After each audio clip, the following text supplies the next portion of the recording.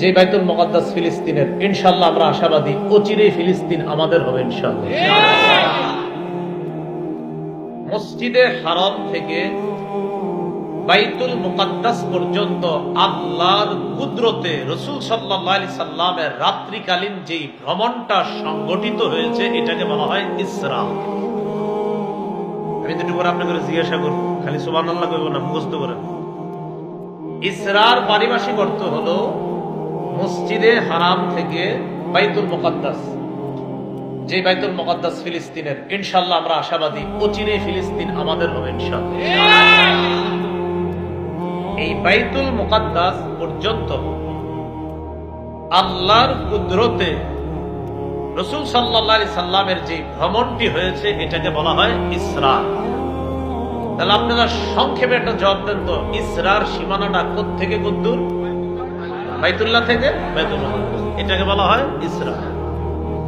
আর মেরাজ কারে বলা হয়? সংক্ষেপে সহজে বুঝবেন, মেরাজ বলা হয় রিহলাতুন সামাওয়িয়াতুন তাম্মাত বিকুদরাতিল্লাহি আযজা ওয়াজাল মিন বাইতুল মাকদিস ইলা সিদরাতিল মুনতাহা সুম্মা ইলা লিকাইল্লাহি আযজা ওয়াজাল। মেরাজ বলা হয় যেটা আল্লাহর কুদরতে সংগঠিত হয়েছে বাইতুল মুকাদ্দাস থেকে ইলা সামাওয়াতিল উলা, ঊর্ধ্ব আসমান পর্যন্ত, সুম্মা ইলা সিদরাতিল মুনতাহা, এরপর সিদরাতুল মুনতাহা পর্যন্ত, সুম্মা লিকাইল্লাহি সুবহানাহু ওয়া তাআলা, এরপর আল্লাহর সাথে সাক্ষাৎ পর্যন্ত যেটা হয়েছে এটার নাম মেরাজ। ইসরা ইসরা মেরাজ বাইতুল মুকাদ্দাস থেকে আল্লাহ পর্যন্ত, বাস এটা মেরাজ। তাহলে পার্থক্যটা মনে থাকবে না ইনশাআল্লাহ।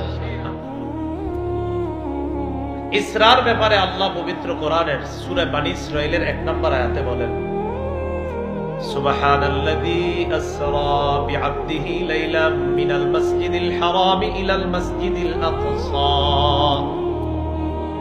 কত পবিত্রতা বর্ণনা করছে ওই রবের, ওই সত্তা। আল্লাযী আসরা বিআবদিহি লাইলাম মিনাল মাসজিদিল হারামি ইলাল মাসজিদিল আকসা,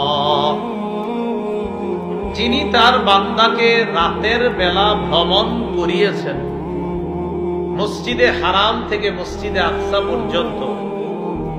আল্লাযী বারাকনা হাওলা, যেই মসজিদে আকসার চারপাশটাকে আমি বরকতময় বানিয়েছি।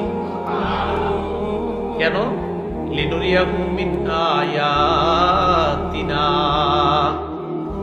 যেন আমি আমার নবীরে আমার নিদর্শন দেখাইতে পারি। এই নিদর্শন দেখানোর জন্য মসজিদে হারাম থেকে বাইতুল মুকাদ্দাস পর্যন্ত আল্লাহ রাত্রিকালীন তার নবীকে ভ্রমণ করিয়ে কুদরতিভাবে দ্রুত পৌঁছার ব্যবস্থা করছে। এগুলো ইসরার মেরাজের আবিধানিক অর্থ, পারিভাষিক অর্থ আমরা জানব।